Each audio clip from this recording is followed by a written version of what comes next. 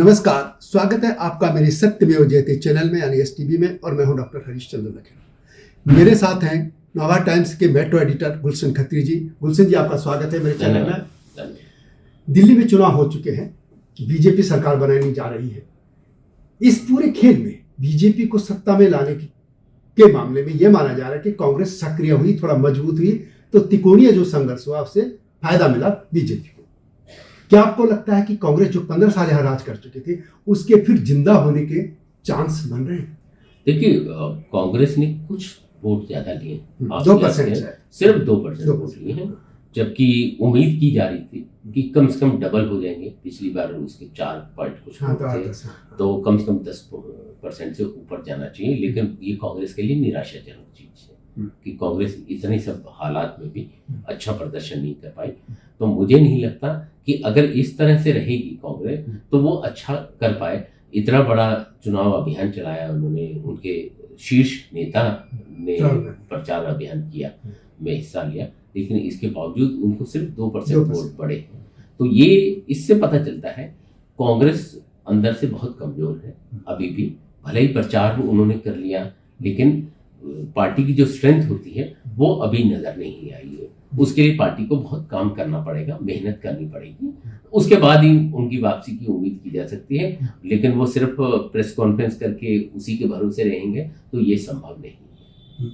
लेकिन जो vote bank था, ये कहते हैं कि केजरीवाल पूरा इनका वोट बैंक खा ले गए, लेकिन दिल्ली में जो रीसेटलमेंट कॉलोनियां हो, झुग्गियां हो, इन मामले में कांग्रेस को ही का वोट बैंक माना जाता था। तो आखिर कमी कहाँ रह जा रही कांग्रेस की कि वो इनको वापस नहीं ले पा रही?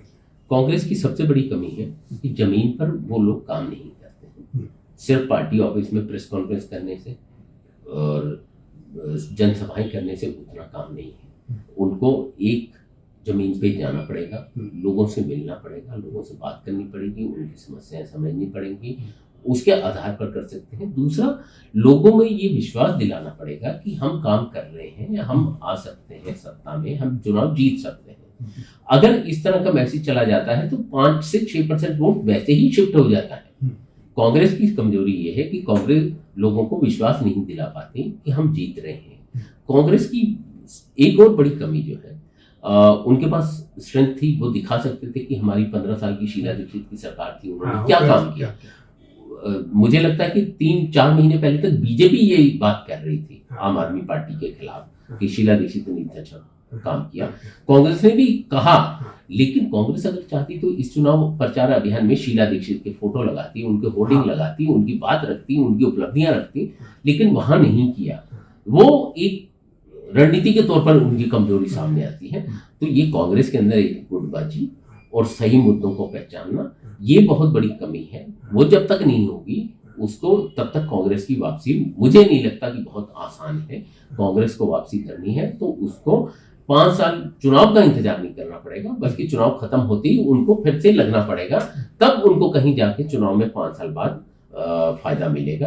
अभी तो उनके पास मौका है, 2.5 साल बाद नगर निगम के चुनाव है। अगर कांग्रेस आज से ठीक तरह से रणनीति बनाए, नए चेहरों को लाए, जो जिनको वो चुनाव लड़वाना चाहती है उनको पब्लिक के बीच में ले जाए, पब्लिक के बीच में वो लोग काम करें, तो 2.5 साल बाद जब नगर निगम के चुनाव होंगे तो मुझे लगता है कि कांग्रेस को उसका फायदा मिल सकता है।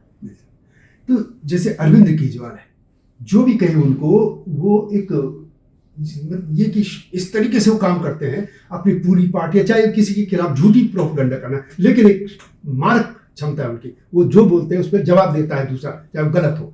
बीजेपी में लीडर है मोदी का नेतृत्व, लेकिन राहुल गांधी भी तो एक बड़ा नाम है।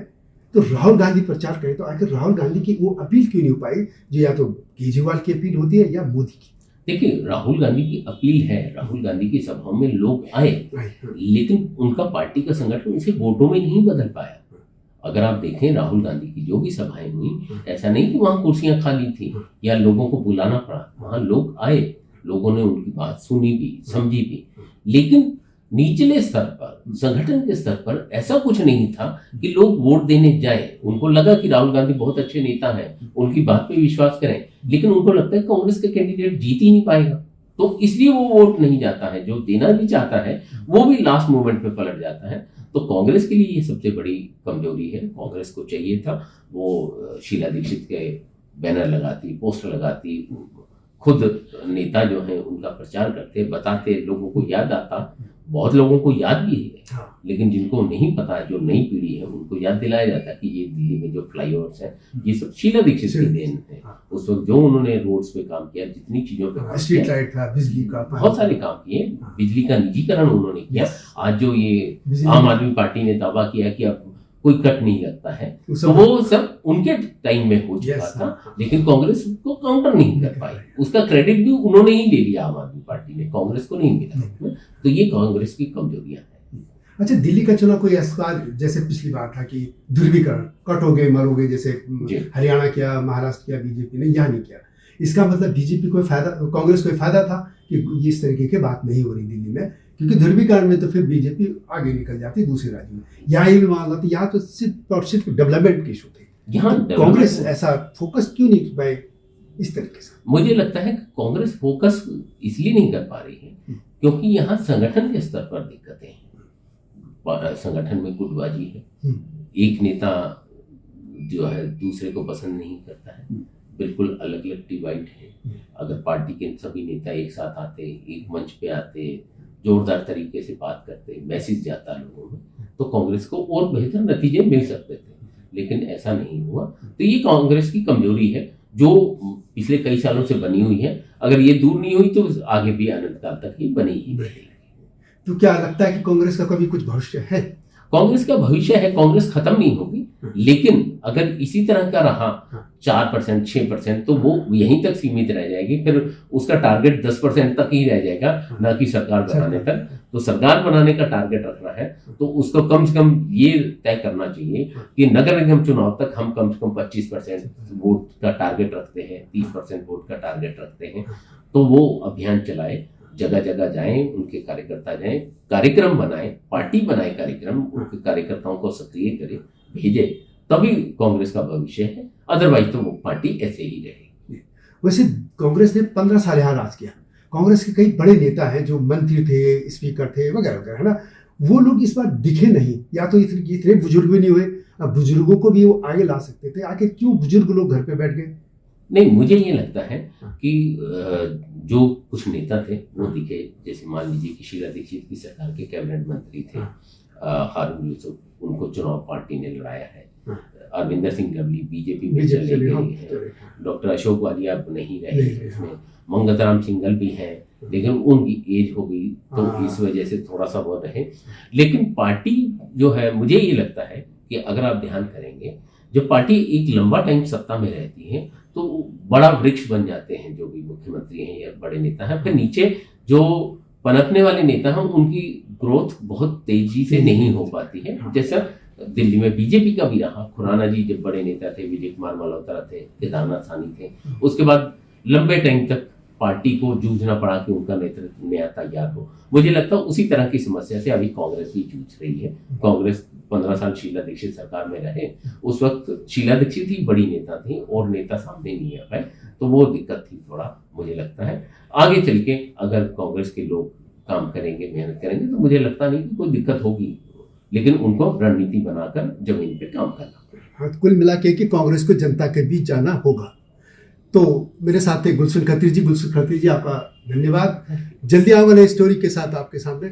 चैनल को सब्सक्राइब करना और वीडियो को शेयर करना न भूलना। तब तक नमस्कार। हिमालय पे पेड़ हो तो गीत गाएंगी नदियाँ, गीत गाएंगी नदियाँ।